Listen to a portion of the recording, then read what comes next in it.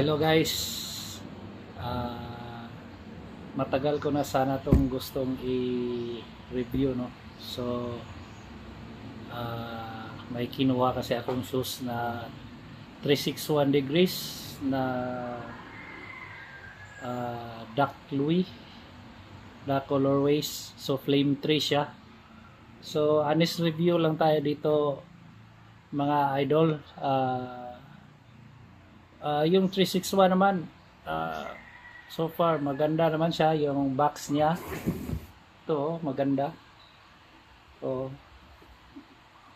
So wonderful moment. Happiness is superpower. So tuloy-tuloy lang tayo sa pagtakbo. Ito, so Duck Q ito. Tapos ito yung colorways ng shoes. So mamaya yan ako kung ano yung reviews ko. So magkaiba pala tayo ng paano. So para sa akin lang to, the reviews based sa experience ko. So tong sapatos na to, na takbo ko ng almost 150 kilometers na. So medyo meron na siyang sa gilid. So I will tell you later ha. So yung first 5 to 10 kilometers ko nung tinest ko siya. So bago ko siya sinali sa race, tinest ko muna siya. So mga 5 from 5 km to 10, ito yung mga na-experience ko. Yung sa arc, biglang parang sumakit. Siguro ganyan siguro yan, may adjustment, no. Tapos nagkaroon ako ng blister sa magkabila, same sa arc na part. Pero so far maganda siyang gamitin kasi yung cushion niya maganda. So para din siyang super shoe pero affordable, no. Yung sintas niya parang sa Nike. So ito siya yung colorways niya, no. So ito, so makikita nyo naman sa almost 100 plus kilometers. So yan medyo may pudpud na sa gilid pero so far okay naman siya. Maganda yung niya, makapit kahit sa kasi nung tumakbo kami sa Misamis Occidental Marathon, medyo maulan pero kumakapit siya. Yan, makikita nyo naman yung sole, napakaganda. So siya, makapit. Tapos ito yung sintas niya. So pasensya ha, hindi ko to nilabhan para makita nyo yung itsura talaga niya.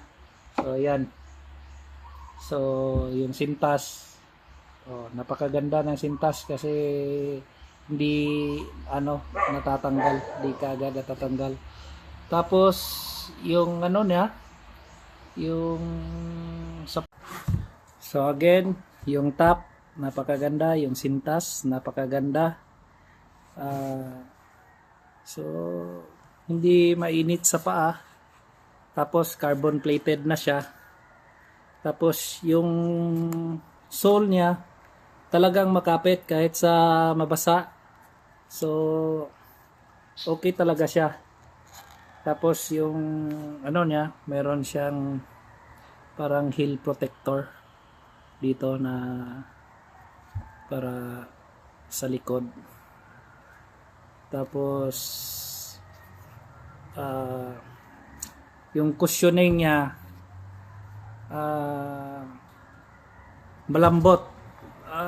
Meron talaga siyang reaction during the run. So yan makikita nyo, meron talaga. So napakagandang sapatos. So 361, baka naman. Yan, maganda sa pagtakbo kasi hindi mainit yung paa. Tapos ito yung sa ilalim niya, di ba? Maganda. Tapos ito yung sa kabila. Tapos ano pala to? Carbon plated na.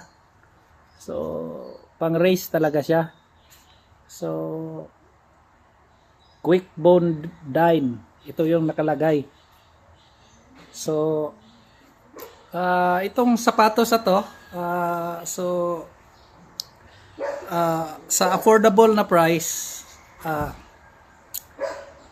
ano na siya, ito na yung makukuha mo. So napakaganda. Maganda siyang itakbo, tapos magaan, super gaan. So para siyang super shoe din. Napakagaan. So honest review ko sa sapatos na to,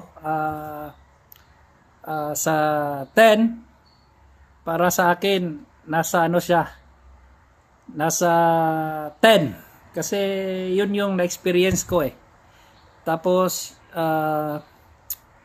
ang ano ko lang is kasi puti ito eh. Mayroon namang ibang kulay. So ito lang yung disadvantage. So sa disadvantage tayo, ito madali siyang ang tawag diyan, madumihan kasi puti eh. Tapos siguro ang disadvantage ko para sa akin, sa experience ko sa sapatos na to, is nagkaroon ako ng blisters. Tapos yung sa Arco, yun lang naman yung disadvantage para sa akin. Pero so far, sa natakbo ko na siya ng medyo nasanay na yung paa ko. So okay siya. So baka naman 361. No? Flame 3 to. So napakagandang suotin. So ayos. Kuha na kayo.